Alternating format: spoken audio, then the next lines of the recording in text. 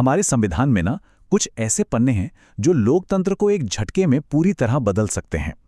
इन्हें ही हम कहते हैं इमरजेंसी प्रोविजंस, यानी आपातकालीन प्रावधान। अब देखिए, ये बनाए तो गए थे देश की रक्षा के लिए, लेकिन सवाल ये उठता है कि क्या ये शक्तियां देश का सबसे बड़ा सुरक्षा कवच हैं या फिर खुद लोकतंत्र के लिए एक खतरा? चलिए इसी को समझते हैं।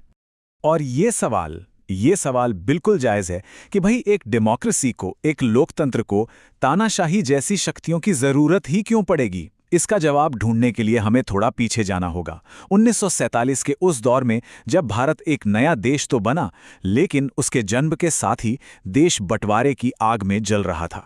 जरा सोचिए उस वक्त के बारे में।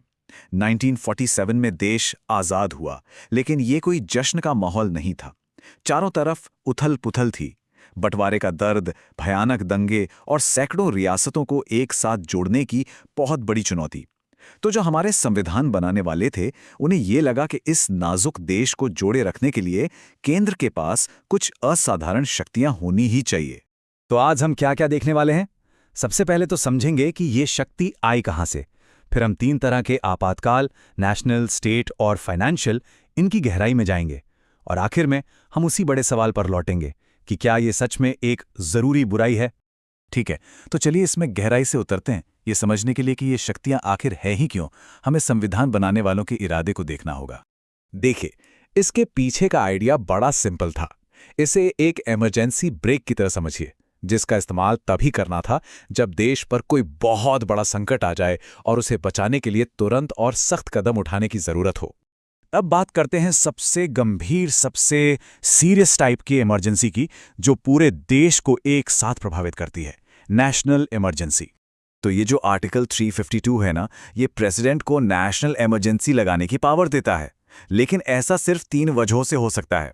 या तो युद्ध हो जाए, कोई बाहरी हमला हो, या फिर देश के अंदर ही हथियारों के साथ विद्रोह हो जाए। हाँ, 1975 के अनुभव के बाद एक सेफ्टी गार्ड जरूर लगाया गया। अब प्रधानमंत्री अकेले फैसला नहीं कर सकते, पूरे मंत्रिमंडल की लिखित सिफारिश जरूरी है। इमरजेंसी के दौरान देश का पूरा स्ट्रक्चर ही बदल जाता है। इसे ऐसे समझिए, नॉर्मल दिनों में भारत एक टीम की तरह है, जहां केंद्र और राज्य मिलकर काम करते हैं। लेकिन नेशनल इमरजेंसी लगते ही केंद्र कप्तान बन जाता है और सारी शक्तियां उसके हाथ में आ जाती हैं। राज्यों की अपनी ताकत लगभग खत्म हो जाती है और सबसे बड़ी बात, हमारे मौलिक अधिकार, हमारे फंडामेंटल राइट्स भी छीने जा सकते हैं। भारत में आज तक 3 बार नेशनल इमरजेंसी लगी है। पहली 2 बार 1962 और 1971 में वजह थी बाहरी हमला, यानी चीन और पाकिस्तान के साथ युद्ध। लेकिन जो तीसरी इमरजेंसी थी वो बिल्कुल अलग थी। 1975 की इमरजेंसी आंतरिक गड़बड़ी के नाम पर लगाई गई और ये भारतीय लोकतंत्र पर एक काले धब्बे की तरह मानी जाती है। इस दौरान हुआ क्या? सत्ता का बेइंतहा गलत इस्तेमाल हुआ, विपक्षी नेताओं को जेल में डाल दिया गया, प्रेस पर सेंसरशिप लगा दी गई। इस एक घटना ने यह साबित कर दिया है कि ये शक्तियां जितनी जरूरी हैं, उतनी ही खतरनाक भी हो सकती हैं। चलिए अब दूसरे टाइप की इमरजेंसी पर चलते हैं, जिसे आमतौर पर राष्ट्रपति शासन या प्रेसिडेंट्स रूल के नाम से जाना जाता है, और ये किसी एक राज्य पर लगती है। आर्टिकल 356 असल में केंद्र की राज्य सरकारों पर नजर रखने की शक्ति है। अगर गवर्नर की रिपोर्ट पर या वैसे ही राष्ट्रपति को लगता है कि कोई राज्य सरकार संविधान के हिसाब से नहीं चल रही है, तो उस सरकार को बर्खास्त करके सीधे केंद्र का शासन लागू किया जा सकता है। इसी को राष्ट्रपति शासन कहते हैं।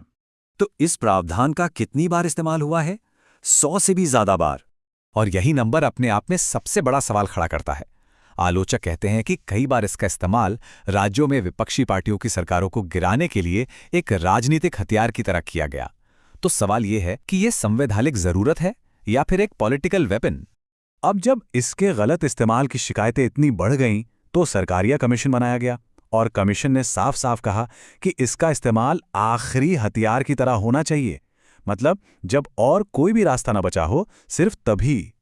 अब हम आते हैं अंतिम और सबसे कम चर्चित इमरजेंसी प्रोविजन पर। आर्टिकल 360 तब इस्तेमाल होता है जब देश की आर्थिक हालत बहुत ज्यादा खराब हो जाए, मतलब देश दिवालिया होने की कगार पर हो।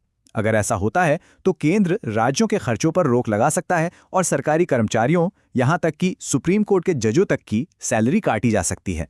अब ये इतना सीरियस प्रोविजन है कि आज तक भारत में इसे लागू करने की नौबत ही नहीं आई, और शायद यही इसकी असली ताकत है। ये एक ऐसा डर है जो आर्थिक अनुशासन बनाए रखने में मदद करता है, बिना इस्तेमाल हुए भी। तो इन सभी प्रावधानों को समझने के बाद हम अपने मूल सवाल पर वापस आते हैं। ये शक्तियां आखिर हैं क्या? एक जरूरत या एक खतरा? तो निचोड़ क्या है? निचोड़ ये है कि जब भी इमरजेंसी लगती है, देश का पूरा बैलेंस बदल जाता है। नागरिकों के अधिकार कम हो जाते हैं, राज्यों की शक्ति छिन जाती है और सारी की सारी ताकत केंद्र सरकार के पास सिमट जाती है। ये एक बहुत बहुत बड़ी कीमत है। और यही सवाल आज भी हमारे सामने खड़ा है। क्या ये आपातकालीन शक्तियां देश की ढाल हैं जो उसे संकट से बचाती हैं, या फिर ये खुद लोकतंत्र के लिए एक ऐसा खतरा है जिसके गलत इस्तेमाल की तलवार हमेशा हम पर लटकती रहती है? इसका जवाब शायद इन दोनों के बीच ही कहीं छिपा है।